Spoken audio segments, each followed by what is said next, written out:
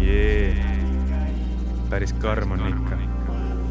Aga eks ma pidin selle läbi käima. Otseses mõttes pidin, see on kohustuslik on nii.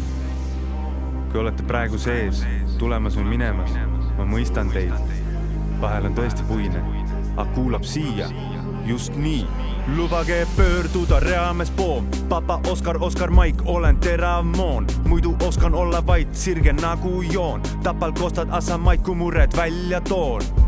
Ühe ruutmeetri sees on siin toas 10 meest, kelle kõrval vile peale raskelt silmad lahti teen. Meedik naabri naril vaatas öösel MMA-d, nii et valgus säras silma ja ma magada ei saan. Kui rakmes oleks nuga, võiksin õhust tüki lõigata, hõigata, gaasirünnak ja otse pessu põigata. Pole vaja sõimata, vuntse trimmin hoolega, kõik ju algab nööbist, pesen üle tunni poolema. Punasilmne pea on puhta puine nagu pöök, une pühib munalõhk, kui tööks valmis patiköök. Hommikusöök, puder, peekon, kohv, viivad suust pasta maitse. See on päeva parim eine, tähtis nagu riigikaitse. On palju teid, mis me läbi käin. Majanduspäevini liiga palju näin.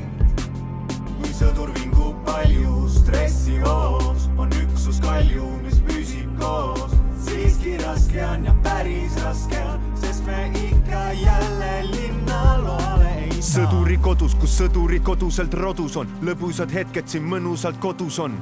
Õdusa olen, kui kõbusa neiuga katkestab veebel uue errori leiuga.